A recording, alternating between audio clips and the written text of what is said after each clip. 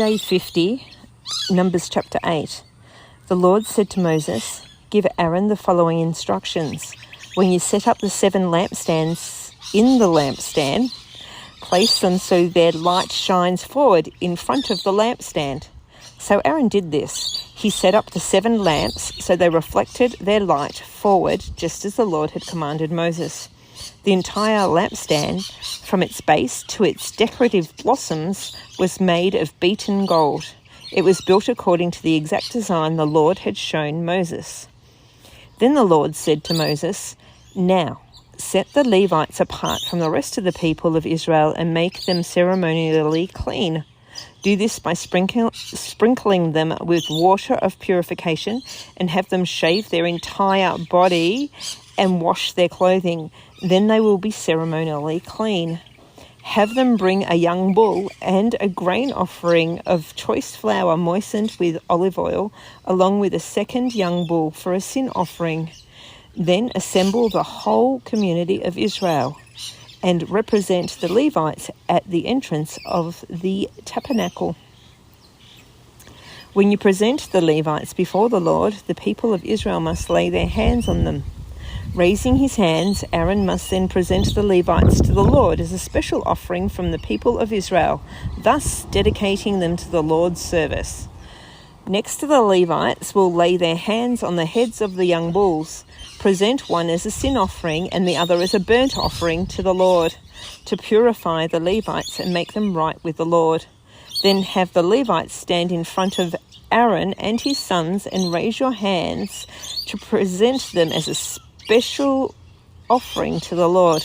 In this way, you will set the Levites apart from the rest of the people of Israel, and the Levites will belong to me.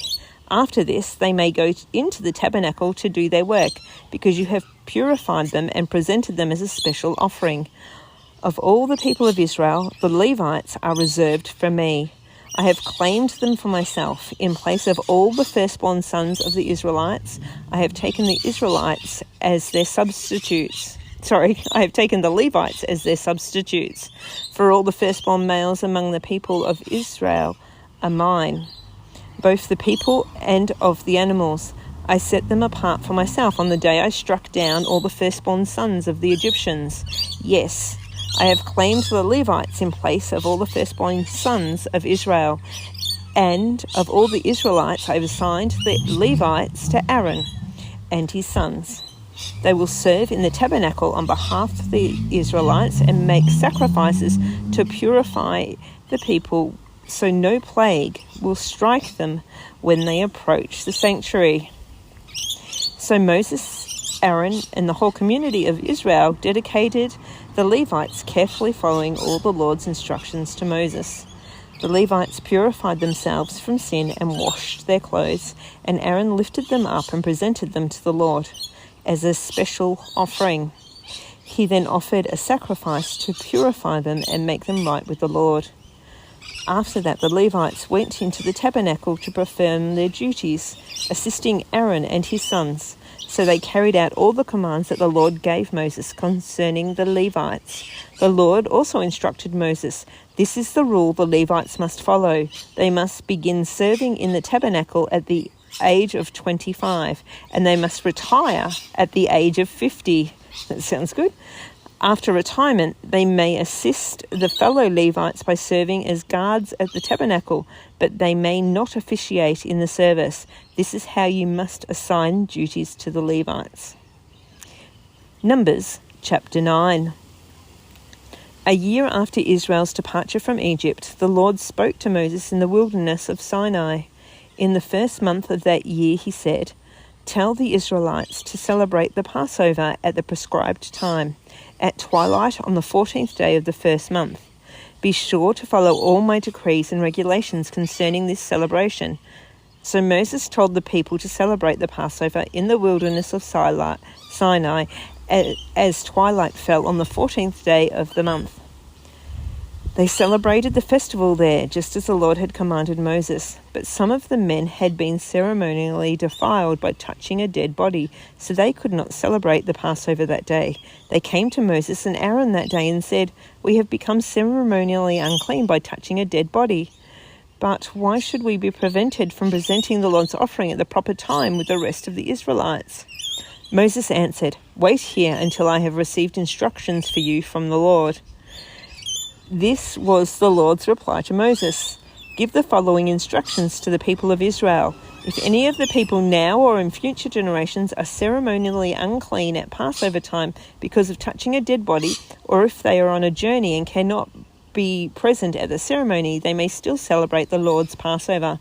They must offer the Passover sacrifice 1 month later at twilight on the 14th day of the second month. They must eat the Passover lamb at that time with bitter salad, greens, and bread made without yeast. They must not leave any of the lamb until the next morning, and they must not break any of its bones. They must follow all the normal regulations concerning the Passover." That's interesting because Jesus didn't have any of his bones broken either. But those who neglect to celebrate the Passover at the regular time, even though they are ceremonially clean and not away on a trip, will be cut off from the community of Israel. If they fail to present the Lord's offering at the proper time, they will suffer the consequences of their guilt. And if foreigners living among you want to celebrate Passover to the Lord, they must follow the same decrees and regulations. The same laws apply to both native-born Israelites and the foreigners living among you. On the day the tabernacle was set up, the cloud covered it. But from evening until morning, the cloud over the tabernacle looked like a pillar of fire. This was a regular pattern. At night, the cloud that covered the tabernacle had the appearance of fire. Whenever the cloud lifted from over the sacred tent, the people of Israel would break camp and follow it. And wherever the cloud settled, the people of Israel would set up camp. In this way, they travelled and camped at the Lord's command wherever he told them to go.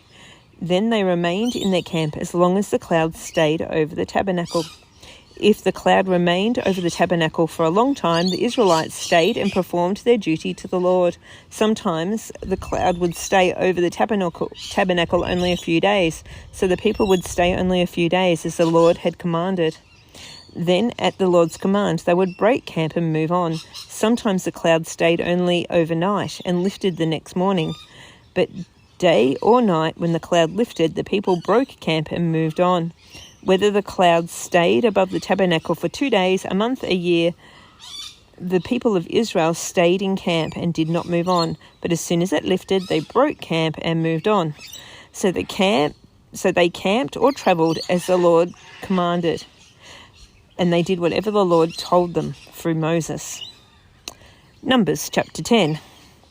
Now the Lord said to Moses, "Make 2 trumpets of hammered silver for calling the community to assembly and for signalling the breaking of camp. When both trumpets are blown, everyone must gather before you at the entrance of the tabernacle. But if only one trumpet is blown, then only the leaders, the heads of the clans of Israel, must present themselves to you. When you sound the signal to move on, the tribes camped on the east side of the tabernacle must break camp and move forward. When you sound the signal a second time, the tribes camped on the south will follow. You must sound short blasts as the signal for moving on. But when you call the people to an assembly, blow the trumpets with a different signal. Only the priests, Aaron's descendants, are allowed to blow the trumpets. This is a permanent law for you to be observed from generation to generation. When you arrive in your own land and go to war against your enemies who attack you, sound the alarm with trumpets. Then the Lord, your God, will remember you and rescue you from your enemies. Blow the trumpets in times of gladness too, sounding them at your annual festivals and at the beginning of each month. And blow the trumpets over your burnt offerings and peace offerings.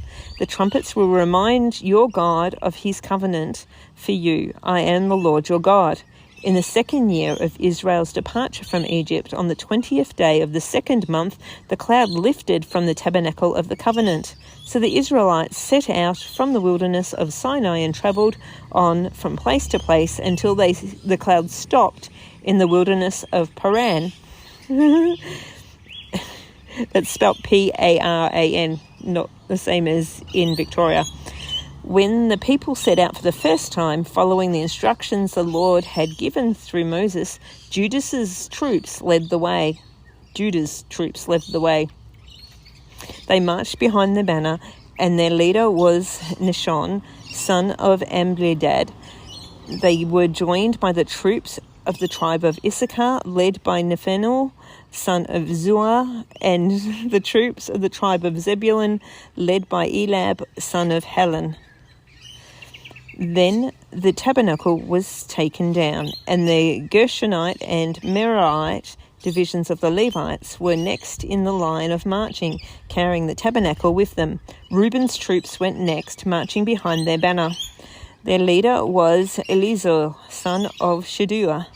They were joined by the troops of the tribe of Simeon, led by Shemuel, son of Zerah-shaddai, and the troops of the tribe of Gad, led by Elisaphath, son of Jeuel.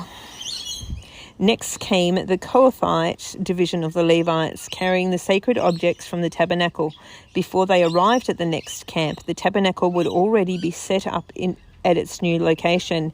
Ephraim's troops went next, marching behind their banner. Their leader was Elishma, son of Ammihud. They were joined by the troops of the tribe of Manasseh, led by Gamil, son of Pedazur, and the troops of the tribe of Benjamin, led by Abidan, son of Gideoni. Dan's troops went last, marching behind their banner and serving as the rear guard of all the tribal camps. Their leader was Ahiezer, son of Ammishaddai. They were joined by the troops of the tribe of Asher, led by Pagul, son of Ochran, and the troops of the tribe of Naphtali, led by Ari, son of Enan. Enan. I'm not sure. This was the order in which the Israelites marched division by division. One day Moses said to his brother-in-law, Hobab, son of Reuel, the Midianite, "We are on our way to the place the Lord promised for us," he said. "I will give it to you." The Lord promised for us. God said, "I will give it to you. Come with us and we will treat you well, for the Lord has promised wonderful blessings for Israel." But Hobab replied, "No, I will not go. I must return to my own land and family." "Please don't leave us," Moses pleaded. "You know the places in the wilderness where we should camp. Come, be our guide. If you do, we'll share with you all the blessings the Lord gives us." They marched for 3 days after leaving the mountain of the Lord, with the ark of the Lord's covenant moving ahead of them to show where to stop and rest. As they moved on each day, the cloud of the Lord hovered over them, and whenever the ark set out, Moses would shout, "Arise, O Lord, and let your enemies be scattered. Let them flee before you." And when the ark was settled down, he would say, Return, O Lord, to the countless thousands of Israel." And that's goodbye from me.